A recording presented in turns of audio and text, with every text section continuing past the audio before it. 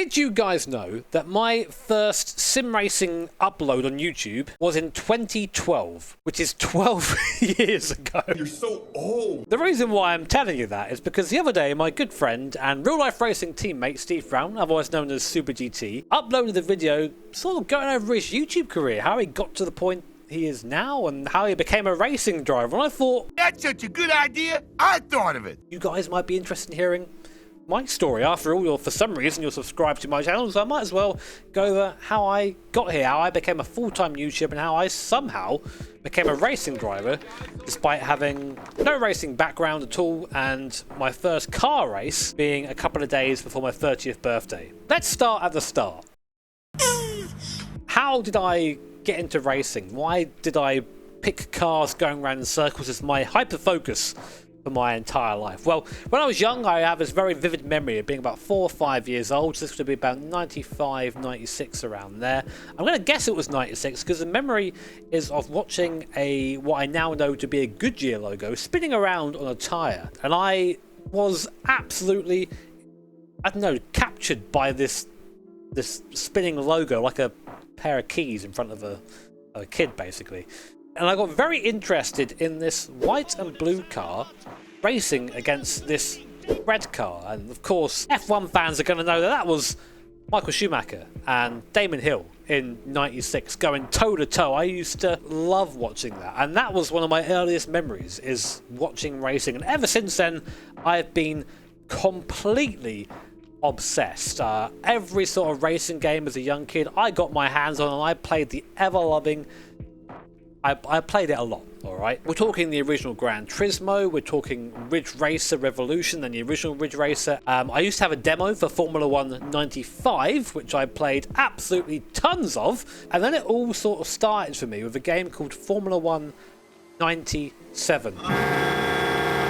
Easy! Now, I have a really beautiful memory of this as well, because it was a big turning point in my life. I was quite ill. I had chicken pox or something at the time. I was quite an ill child. I'm not going to get into that too much, but I spent a lot of time off school or in bed. I had a lot of illness when I was younger. So one day, whilst I was sitting there, I assume feeling quite sorry for myself, wrapped up in a duvet, my mum brings me a bag of pick and mix, which is already a massive treat for me because I wasn't really allowed sweets and stuff when I was younger, again due to sort of being ill, not due to my mum being a cruel person.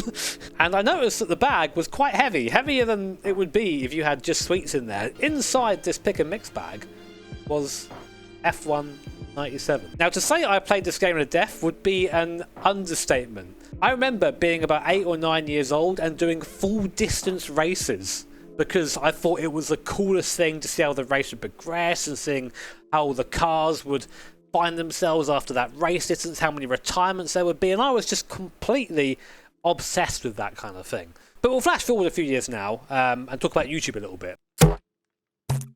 My first YouTube video was in 2012. This is all happening back, you know, sort of I was going to say pre-millennium. Oh. But I remember watching people like Empty Box. I used to love Empty Box and how he would produce content and make me invested in this race and make it seem real. Now, unfortunately, my family didn't have the funds to send me racing. You know, long story short, I had quite a, how should we say, difficult home life for the vast majority of my younger years, which means a lot of moving around, loss of family members and stuff like that. And it just meant that the idea of going racing was like the last possible thing on my family's mind. In fact, I think really it was just about where we're going to get the money to, you know, go and buy food for this week. That was more more accurate as to what life was like when I was younger. But I didn't complain. I was happy. I had my PS1. I had Gran Turismo and stuff in there. It wasn't... It could have been worse, you know? But anyway, so flash forward now to about when I'm 18, 19 years old. Basically, whenever Gran Turismo 5 came out. Now, I had a PS3 at the time. I didn't have a steering wheel. I just had a gamepad. And I remember sending my friend to go and buy the game for me because I was busy at work or something. I was like, bro, do me a solid. Go get me GT5 so I can play the minute I get home. And that was a friend of mine called Richard. Thank you, Richard. You're a hero. But that really got me started down the path of wanting to take, I guess, online racing, I guess, a bit more seriously, enjoy it more, because I'd had so many... I'd have so many little battles online in GT5 that I found myself wanting just to find where that was coming from, because anyone who's done an open lobby in any game will understand that as soon as you jump into a lobby, you have one or two things that are going to happen to you. You're either going to get wrecked immediately, or you're going to just be out on your own, out front, because everybody else has been wrecked immediately. But I remember vividly having this one race around Deep Forest Raceway in reverse in the Super GT cars. We had the most amazing, respectful battle. The other guy won in the end, but after that I was like, right, that was amazing. That was like real life racing. This is awesome. How can I do more of this? It was then I went online and found out about a game called R Factor. Now bear in mind, coming from console, seeing all the cars and tracks that were available on PC through modding in R Factor, it just blew my mind. It was insane to see that I could go and drive, I don't know, a V12 1995 Ferrari F1 car around an old version of Estoril. You couldn't do that anywhere in any of the GT games, any F1 games. It's all so licensed and tightly packed, and that for me was like freedom. I need to get involved in that. And I'm a massive audiophile as well. I love the sound that cars make, and to hear a V12 sound like a V12 or a V10 F1 car sound like a V10 F1 car was enough to make me go out and buy my first PC. Not only that, but I bought my first wheel and play seat. All the money I had in the world from working my pretty terrible insurance job, including my Christmas bonus, I put to one side and basically just splurged it all on a G27, a £150 play seat, a very cheap monitor, and a PC to run it all on. And that was it. That was me addicted. And around then is when my first ever YouTube video came out. Me driving a Toyota A86 around Scuba, edited in Windows Movie Maker. Let's see if I can find that. Yeah, this is it. Look at this. Wrong aspect ratio. Does this go any higher? Oh, I've got 1080p. Oh, look at that. So yeah, not the highest quality video, but the reason why I made that video and put it on YouTube wasn't to sort of become a YouTuber. It was to show my friends, like, look how cool this is. Look how ridiculous this hobby is. I'm driving this AE86 with this cool sounding mod. That's the AE86 Club mod, by the way. Amazing mod. I'm driving this around and it's kind of realistic. And for a while, my channel sort of went on like that. I do random videos where I drive random cars around random circuits and just sort of create little scenarios to myself, things that I found to be interesting or fun, or just like stupid shit like this. No. And I did this, you know, purely for fun. I was at uni at the time studying photography, which in hindsight, gigantic waste of money and time, but I wanted just to escape my job so badly that I thought, well, if I do this, I'll become a photographer and won't have to work at an insurance company anymore. No, that's not how it works at all. But whilst I was at uni, I had a little bit of spare time to sort of make more and more YouTube videos. And before long, I had my first bit of, I guess, race commentary. I'm going to warn you, this is pretty cringe. Hello and welcome to episode 2 of my iRacing series. Today we are in sunny California. We're in Laguna Seca. But to be completely honest, for me, doing commentary was still like quite a scary thing. Now, a lot of guys have pointed out in the past. Thank you very much for that. But I have a lisp. I've had a lisp ever since I was young. And as I've got older and as I've done more videos and commentary and whatnot, I've done better at hiding it. But every now and then it comes out. And doing commentary and putting myself out there to the world was quite tricky because you f***ers are brutal.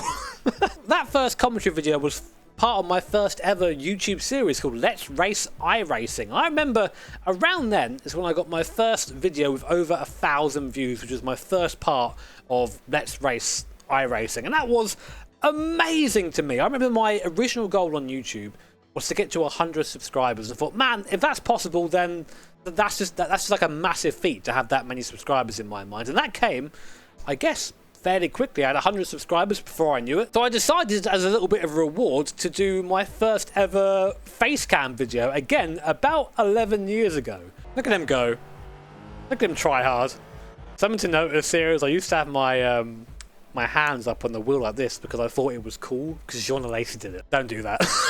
And you can sort of see from here I'm starting to develop a little bit of a style, you know, text, thumbnail, here is the car. But the thing is, I wasn't quite sure, I guess, where to be. It took me a long time to kind of figure out how to, I guess, make a thumbnail that was attractive, make a title that was attractive. I really wasn't a career YouTuber at this point. I was just doing it for fun. But if you have a quick look at the views here, you can see one of the first videos that really took off for me. This is my 2014 full race of the Indy 500.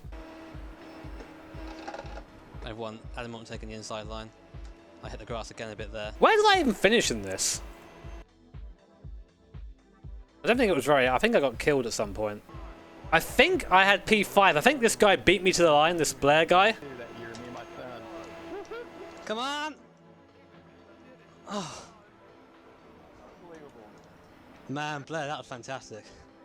I just came on camera then, apparently. But yeah, up until then, I had never recorded a video. That was nearly 4 hours of solid recording. I put it up just like raw. And that has 721,000 views. And that video, at the time, didn't really actually do that well, but it just sort of gradually kept going up and up and up. And that sort of put me on the map to people who were more interested in watching serious racing. I actually started to get a little bit of a groove going. Before I knew it, I was up to 1,000 subscribers, which again, massive achievement. Never thought I'd get anywhere near that, and it just sort of kept going up slowly. Now in 2013 is when I actually started first streaming over on Twitch, and I would just stream kind of league races that I was taking part in, usually in R Factor, usually the guys at SROL, you know, people like Bailey, Hodge, those kind of people.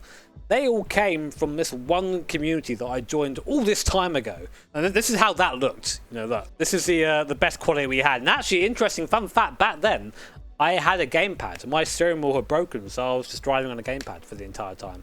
And whilst I was still at uni, I got this little guy.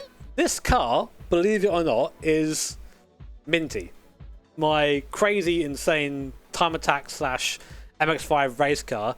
This is how it started. This is how it looked back in 9 years ago, back in 2015. So all through uni, I continued to make videos, continued to stream, and it was just sort of fun. I enjoyed doing it. And I remember actually getting early access to Project Cars, and that came out for the first time, and seeing my stream viewership on Twitch go over 100 people. And I thought, then, I've made it. I'm a streamer. I've done it. Then unfortunately, not too long after that, after I left uni, I suffered a pretty severe mental breakdown. And during that time, everything sort of came to a stop. I was severely depressed.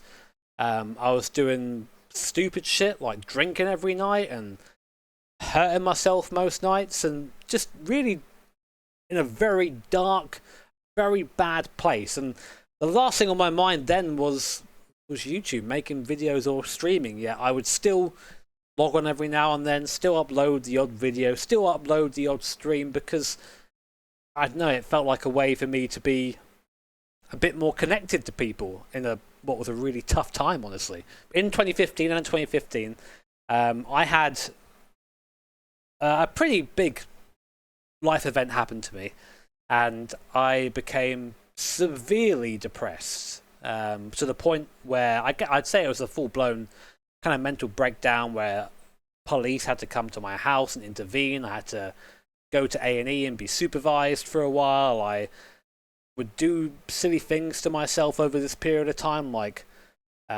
drink far too much, starve myself, I'd cut myself, basically just punish myself for feeling very negative a lot of the time. I'm not going to go into it in too much detail, but the aforementioned childhood, my father was a massive alcoholic and took his own life when I was 13 years old, 12, 13 years old. And that, coupled with the sort of events that were going on in my life, plus other abuses I had suffered throughout the childhood from other various stepdads, they all sort of came together in one big lovely chunk. And yeah, the end of 2015 to sort of all the way through 2016 to me was a bit of a blur. I took a lot of antidepressants and things like that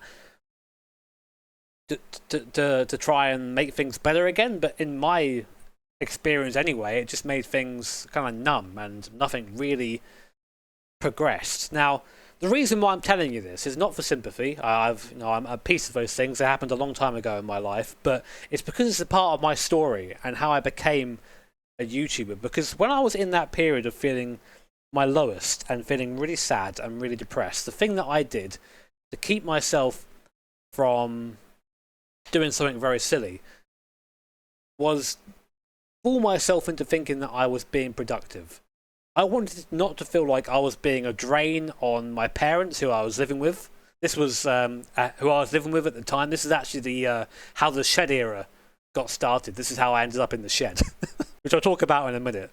But to keep myself busy, I would say to myself, right, Jimmy, let's make a YouTube video every day about sim racing, about the thing you love, the thing you enjoy. And, you know, as dramatic as it sounds, sim racing, I think, saved my life. It kept me occupied in my darkest times. It kept me going, lapping crazy things around the Nordschleife or getting involved in an online race and doing well. For me, it was like a little pat on the back to say, you know what, you can do something well, even if it is just drive fake race cars around a circuit. And I'm so glad now, looking back at things, that I didn't falter. I didn't give in to that one. I didn't give in to the way out, you know, and I just kept going. And I think for me, that's where my life and, funnily enough, my YouTube career started to turn back around again. Things started to get better. And yeah, I guess that's an interesting welcome to the era in the shed. This is exactly what I've been waiting for. A lot of you guys know about it, but some of you don't. That from 2016 or 2015, I forget when it was now. I think it was late 2015. I lived in a shed at the bottom of my parents' garden. Now, it's not because my parents didn't love me or anything like that. It's because I wanted my own space, and that was the best way for me to have it. And it meant that I had this, what was basically a little living recording studio. I wouldn't be bothered throughout the day. I had my own internet down there and everything I needed to make content. But I mean, the room was literally just a bed and a rig. You can see that in one of my old shed tour videos back from the day. And that's where things like streaming for me really started to kick off. I started streaming one of my all-time favourite games, Gran Turismo 2. And I remember towards the end of GT2, I think I had 800 viewers as a maximum on YouTube. And I was like, oh my god, 800 people watching me play this game? That is amazing. And it really just spurred me on to keep making this content. Around this time, I had just under 10,000 subscribers on YouTube, around then.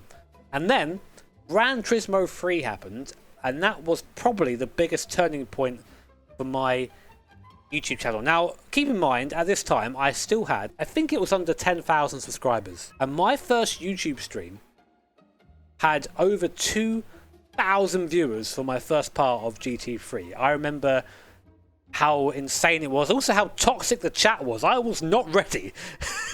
I was not ready. And the thing that I think kept people interested in watching is because the way I played GT wasn't just by going out and getting the fastest car possible. It was by getting like a challenging car, sort of taking the road less travelled. For example, one of the cars I used was an exclusive V6 Citroen Xantia, which, if anyone knows what that car is, not a race car, because that was interesting to me. That was more fun than taking, you know, a billion horsepower Viper and just walking the whole thing. And I think that's why people kept coming back to watch, because I tried to make the game interesting. Yeah, it's kind of crazy looking back and seeing how many videos I would make in like a month. In December, 1, 2, 3, 4, 5, 6, 7, 8, 9, 10, 11, 12, 13, 14, 15, 16, 17 videos in December. Insane to me how I had that amount of... I just kept pushing. I kept finding things that I wanted to do. And you can kind of see at this point that my thumbnail is starting to kind of morph into what it kind of is now. I'm a bit more simple nowadays with thumbnails, but literally just finding something I liked, smash the text over it, and that was the thumbnail for the time. And I was just trying to find things that were interesting and fun. And I think for me, a great strength of myself as a YouTuber is, whilst I was dedicated to one genre, which was sim racing or racing, I wouldn't just stick to one sim. I'd play everything. I'd play Dirt Rally, I'd play R Factor 2 with the endurance racing that I did, I'd play iRacing, Race Room as well. I'd play everything because that's what, for me, sim racing is. It's this great big plethora of different and cool experiences for us to go and try. They're all there. And then on April the 3rd, 2017, I hit what was my biggest goal yet, and that was 10,000 subscribers.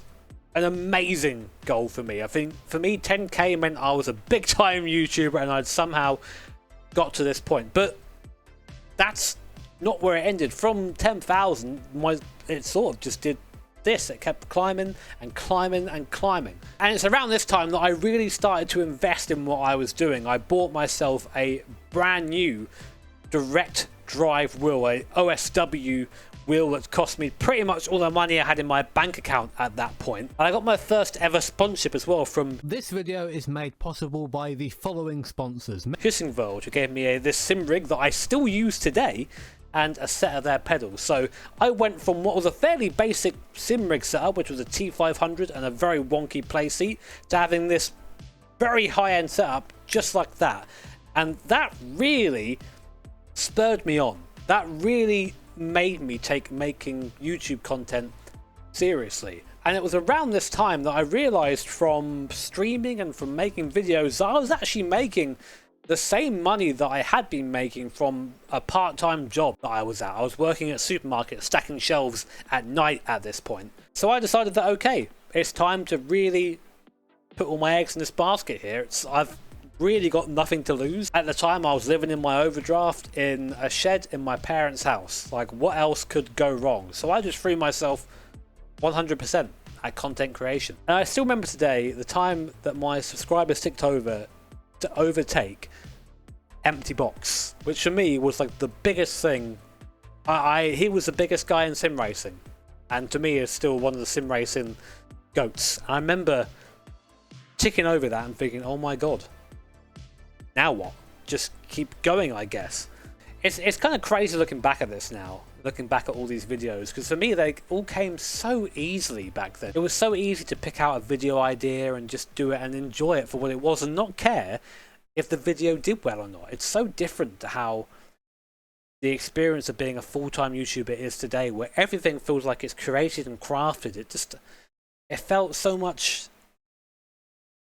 It was so much better back then, that experience. Despite what was going on in my brain, I enjoyed being a YouTuber far more then than I do now, for sure. Now, some of you might know I also work for Gran Turismo as a presenter and as a commentator for their live events. And this is really interesting. I randomly got a message on Twitter about 6 years ago now asking, hey Jimmy, do you want to come and be a commentator for Gran Turismo? Because I did a little bit of commentary on the side for sim events, but not really at a professional level. I was still sort of finding my feet doing that. I thought it was a con. So I didn't respond for a few days, and then finally sort of messaged back saying, yeah, okay, what's the deal? And it turns out that was a completely serious thing. And before I knew it, I was on a plane to Germany to commentate on my first ever live esports event. That was 6 years ago. And as of when I'm recording this, in 2 weeks' time, I'm flying to Germany again, but this time to race in the N24 in a GE4. How mad. By now as a YouTuber, I had like a few series that I would do. There were sort of one-off videos where I would just try something that I wanted to try. Then there was like challenge videos where I'd try and beat a certain lap time, maybe from a real-life event or from a sim event. And then also my Nordschleife series where I would take pretty much any car or whatever I could find possible, lap it around the Nordschleife and put it on a big leaderboard. And these were like my main series on the channel for a long time. And I think having those series, people then started to know me from these series. They knew me as that guy in the shed who would race a van around the Nürburgring. They knew me as the guy who did these really long endurance races in iRacing with my good friends. I was regularly streaming 6-hour races. I think like once every couple of weeks I would stream a 6-hour race with my good friend Stephen Bailey. And we were decent, we were competitive, and just that amount of watch time, I think, at the time for a YouTuber was just massive. Because streaming on YouTube back in sort of 2017, 2018 wasn't really a thing people did. People streamed on Twitch. So streaming on YouTube massively boosted my audience to a lot of people who wouldn't see me otherwise. And I think helped put me in a place that I kind of am now. Now, something that I haven't talked about yet is sort of the real driving. Because for me, it was always the dream to be a real-life racing driver, to get into a car and drive it to the limit. It's something I always wanted as a kid, growing up, all that stuff. But as mentioned before, it just wasn't really available to me. I didn't have the means to do so. And as I became a YouTuber, people were starting to be interested in thinking, well, what would this guy from the shed, how would he fare in a real racing car? And I started to get opportunities come through. I drove a McLaren GT4 at the Top Gear test track. I was invited to go and drive a rally car at a rally school. I did that as well. I drove a TCR car over in Denmark, and I also drove in Club 100 alongside Steve, albeit with a bit of a rocky start. And one of the things people would always say to me is, have you done this before? Is this your first time doing this? And I'd always say, like, yeah, my first time. And it'd always be that little bit of sort of, I guess, surprise. And for me, that meant the world to hear that. I felt completely validated as someone who dedicated their life to driving virtual cars. And at the start of 2020, me and Steve actually won our first race together at Butmore and Club 100. And it was looking like we were going to be really competitive in the upcoming season. But then, yeah, the big cough. An interesting time for a lot of YouTubers, I think, because, I mean, the harsh reality of things is that we were all at home. We had nothing else to do, so I just continued doing what I was doing, which is making YouTube videos and sim racing, and people now were watching them more than ever before. I think I went into lockdown with just around 300,000 subscribers around then. And then I came out with about 600k, which is a ridiculous boost. I mean, it was great professionally. I can't stress that enough. But mentally, I mean, I was burnt out for like a year afterwards. There were so many different events going on. Every different brand, every different manufacturer, every different series wanted their series, real life racing series, to be kept alive in the virtual world. So what they would do, they would go to YouTube, type in sim racing, and because I, at the time, was the biggest sim racing YouTuber, they'd find me, they'd find people like Steve as well, the F1 YouTubers, they'd find those guys, and we'd end up racing each other week in, week out, different sims, different scenarios, against pro drivers, against real life racing drivers, against all sorts of crazy things, and it was amazing. But then you started to realise that a lot of the time I was being invited to these events, obviously, was as a YouTuber, which I didn't mind, but I was being put up against people who were top level esport drivers, and there was no way in hell that you could practice for every event and be good and be fast and be quick. And of course, you want to be quick because you want to put on a good show for everyone, you want to be fast, but there was just no way you could do it. You were being pulled from every which way to do everything at one time. I think I was even interviewed by Sky at some point about F1 and its role in the lockdown, and I realised that kind of wasn't me, you know? And I think during COVID, if I'm honest, I lost a bit of love for sim racing that I since have not got back. I've not been able to discover it again. That love of getting into a car and just driving it around and feeling it has sort of gone to, I need to get into this car now and be as quick as I can straight away. So I can't really complain because of what I did for my channel. But of course, the real world implications and what happened in real life, including the death of my granddad, who was a major motorsport influence on me during that time, it just, yeah, it was hard. Despite being quite burnt out, the thing that I kept kind of asking myself when taking part in these things and doing these sort of races were, how can I make this fun and interesting to the people watching? Like, is there a video, a question that I asked myself that would make an interesting video? For example, what if I took a bus on a rally stage? What would happen? I have no idea. Let's go find out. And that's kind of what the basis of my YouTube channel is. Find the stupid thing, find the stupid question and then ask yourself, like, what would happen if you actually went and did that? People always ask me all the time, what videos should I make? How can I get into being a YouTuber? And the thing is, you just have to want to do it.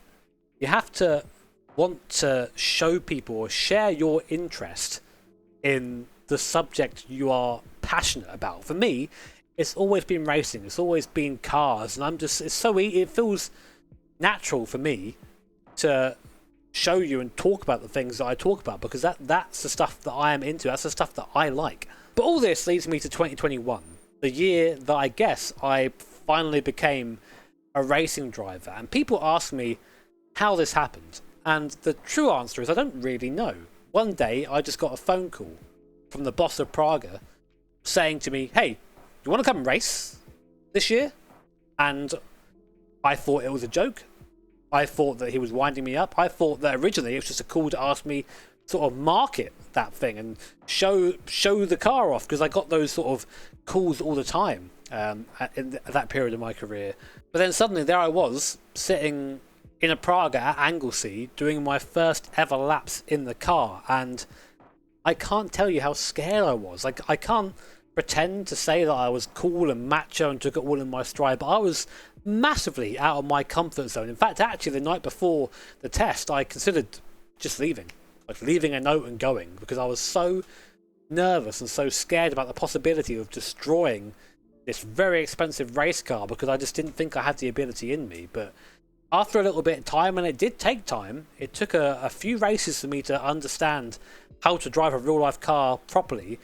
All that sim racing that I did over the years started to kick in, and the speed started to appear, and then we ended up winning our first races at the end of 2021 in Praga, and then in 2022 going one better and winning the Praga Cup, myself and Gordy Much. And I'm going to share with you, I guess the words of fantasy I had as a kid was to step on a podium and have a trophy and have my whole family there cheering me on and telling them how proud they were of me. I mean, there's a lot to unpack there, but that's what I wanted more than anything. So then when I'm there in 22 holding up this race winning trophy for the championship winning race we did, and my entire family was there to congratulate me, it was still one of the best moments of my life. And I can categorically say that without being a sim racer or being a YouTuber, that would not have happened for me. Let's be real. Praga didn't call me because I was a talented racing driver. They called me because I was a marketing asset. And that's